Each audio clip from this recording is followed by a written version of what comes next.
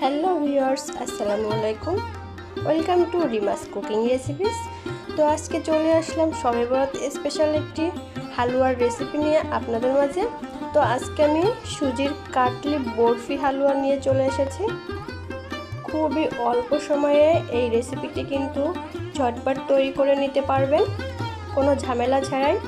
তো এই বরফিটা তৈরি করতে কিন্তু আমার মিনিমাম 15 মিনিট সময় লেগেছে, আর এটা সেট হতে আর 10 মিনিট, এই মোটামুটি প্রায় 20-25 মিনিটের মতো কিন্তু সময় লাগবে। খুবই ঝটপট এটা তৈরি করতে পারবেন, আর খেতে কিন্তু অসম্ভব মজার হয়। তাহলে চলুন রেসিপিটি দেখে নেওয়া যাক। তো এর জন্য চুলায় একটি প্যান বসিয়ে দিয়েছি, আর দিয়ে দিয়েছি এখানে আমি বাটার বা ঘি দিয়ে এই রেসিপিটি তৈরি করবেন। তেল দিয়ে করতে যাবেন না, সেক্ষেত্রে কিন্তু খেতে ভালো লাগবে না। তো আমি কিন্তু এখানে বেশ অনেকটা পরিমাণ বাটার দিয়ে দিয়েছি, প্রায় 1/3 কাপ পরিমাণ বাটার দিয়ে দিয়েছি। আপনারা চাইলে বাটারের পরিবর্তে ঘি দিয়ে করবেন, তবে তেল দিতে যাবেন না। আর এখন দিয়ে দিব 1 কাপ পরিমাণ সুজি। এটা আমি কেনা সুজি নিয়েছি, আপনারা আপনাদের পছন্দ অনুযায়ী যে কোনো ব্র্যান্ডের সুজি নিতে পারেন। তো সুজিটা আমি একদম লো হিটে কিন্তু ভেজে নিব। 5-10 মিনিট আমি কিন্তু লো হিটে ভেজে নিব। চুলাটার কিন্তু একদম লো হিটে নিতে হবে, তা না হলে কিন্তু সুজিগুলো তাড়াতাড়ি পুড়ে যাবে। এদিকে আমি একটা তেজপাতা ছিঁড়ে দিয়ে দিয়েছি, আর দিয়ে দিয়েছি 2টা এলাচ, মুখটা ফাটিয়ে দিয়েছি, এতে করে ফ্লেভারটা খুব সুন্দর মতো বেরিয়ে আসবে। তো আবারও কিছুক্ষণ কিন্তু আমি নেড়েচেড়ে নিয়েছি। এখানে দিয়ে দিয়েছি বেশ কয়েকটা কিশমিশ। আপনারা আপনাদের পছন্দ অনুযায়ী কিশমিশটা অ্যাড করে দিবেন। আবারও বেশ কিছুক্ষণ কিন্তু আমি নেড়েচেড়ে ভেজে নিব।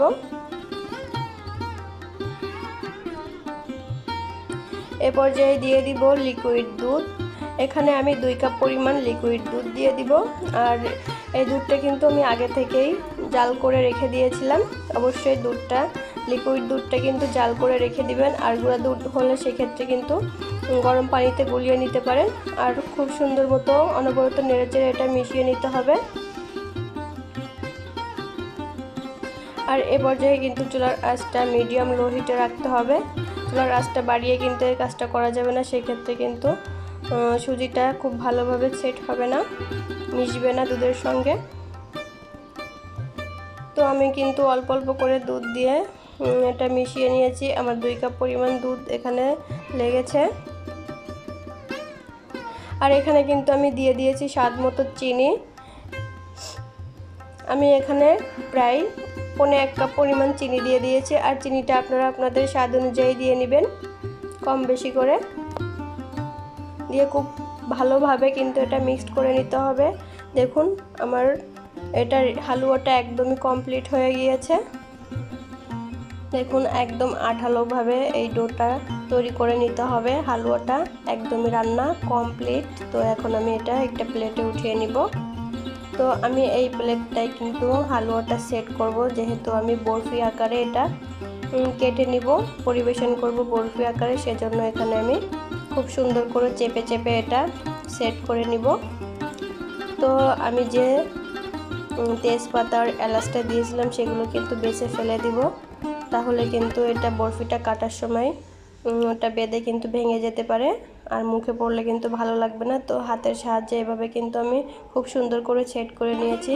আর আমি বেশ কিছুক্ষণ কিন্তু রেখে দিয়েছিলাম, প্রায় 10 মিনিটের মতো রেখে দিয়েছিলাম। এখন আমি এটা কেটে নিব। আপনারা আপনাদের পছন্দ অনুযায়ী শেপে কেটে নিতে পারেন, অথবা এভাবেই কিন্তু খেতে পারেন, না কেটে ডিজাইন না করে কিন্তু খেতে পারেন।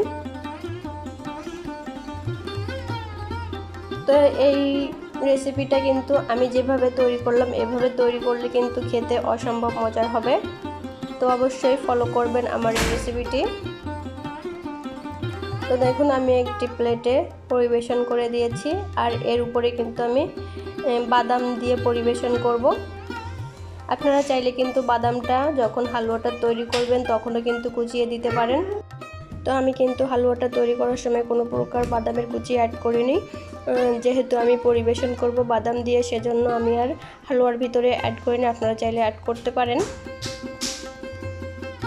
তো দেখুন আমি কিন্তু পরিবেশন করে দিয়েছি। আর এখানে আমি কিন্তু বাদাম কুচি দিয়ে দিয়েছি। এখানে কাজু বাদাম, কাঠবাদাম, পেস্তা বাদাম একসঙ্গে আমি কুচিয়ে রেখে দিয়েছিলাম, সেটা এর উপর দিয়ে আমি দিয়ে পরিবেশন করে দিব। দেখতে খুবই সুন্দর লাগে, সেজন্য আমি এভাবে পরিবেশন করে দিয়েছি। আমি যেহেতু ভিডিও বানাই সেজন্য কিন্তু আমি এভাবে করছি। আপনারা চাইলে কিন্তু নর্মালভাবেও করতে পারেন, কোনো সমস্যা নেই। আর এটা কিন্তু খেতে অসম্ভব মজা হয়েছিল। অবশ্যই এই শবে বরাতে কিন্তু আপনারা আমার এই রেসিপিটি ফলো করে তৈরি করে নিতে পারেন। আর অবশ্যই কমেন্টস করে জানিয়ে দিবেন খেতে কেমন হয়েছে। আর লাইক দিতে বন্ধুরা কিন্তু একদমই ভুলবেন না, কারণ আপনাদের একটা লাইক আর কমেন্টস আমাকে অনেক বেশি উৎসাহিত করে। আমার ভিডিওটি দেখার জন্য সবাইকে অসংখ্য ধন্যবাদ। আল্লাহ হাফেজ।